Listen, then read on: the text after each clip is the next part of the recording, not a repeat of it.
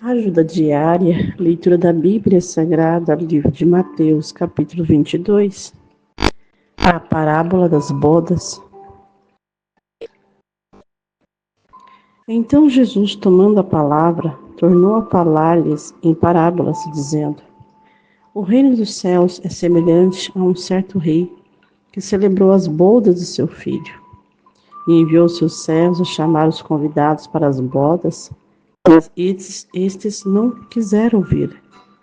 Depois enviou outros servos, dizendo: Dizei aos convidados: Eis que tenho o meu jantar preparado, os meus bois e cevados já mortos, e tudo já pronto. Vinde às bodas. Eles, porém, não fazendo caso, foram um para o seu campo, outro para o seu comércio, e outros, apoderando-se dos servos, os ultrajaram e mataram. E o rei, tendo notícia disto, encolerizou-se e, enviando os seus exércitos, destruiu aqueles homicidas e incendiou a sua cidade. Então diz aos servos: As bodas, na verdade, estão preparadas, mas os convidados não eram dignos.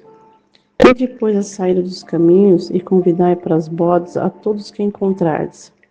E aos servos, saindo pelo caminho, ajuntaram todos quantos encontraram, tanto maus como bons, e a festa nupcial foi cheia de convidados. E o rei, entrando para ver os convidados, viu ali um homem que não estava trajado com veste de núpcias. E disse-lhe: Amigo, como entraste aqui não tendo veste nupcial? E ele emudeceu. Disse então o rei aos servos: Amarrai-o de pés e mãos, levai-o, lançai-o nas trevas exteriores.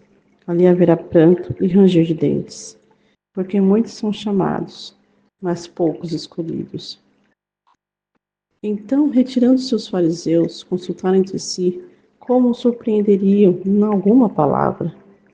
E enviaram os seus discípulos com os herodianos, dizendo: Mestre, bem sabemos que és verdadeiro e ensinas o caminho de Deus, segundo a verdade. Que de ninguém se te dá, porque não olhas a aparência dos homens. Diz-nos, pois, que te parece? É lícito pagar o tributo a César ou não?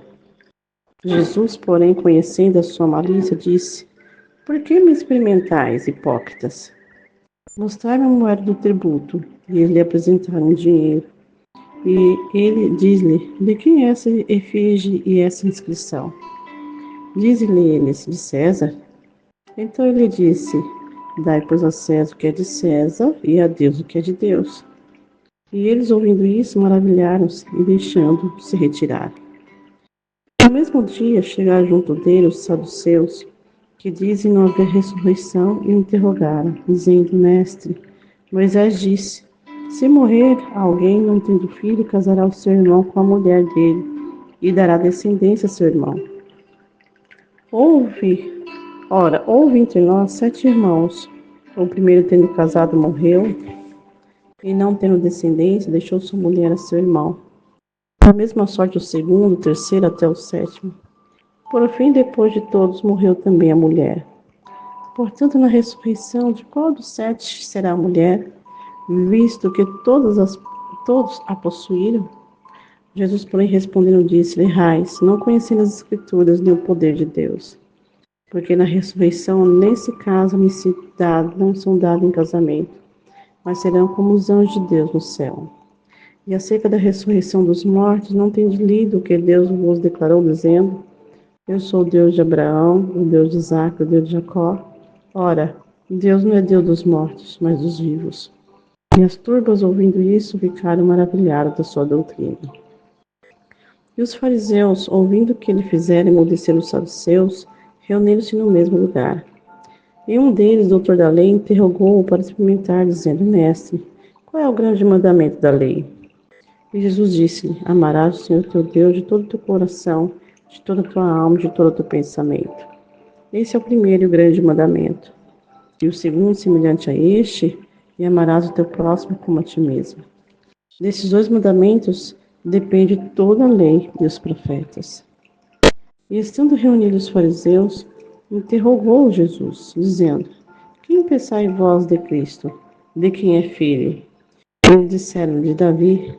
Disse-lhe eles: Como é então que Davi em espírito lhe chama Senhor, dizendo: Disse o Senhor ao meu Senhor: assenta-te à minha direita, até que eu ponha os teus inimigos por escabelo de teus pés. Se Davi, pois, lhe chama Senhor, como é seu filho?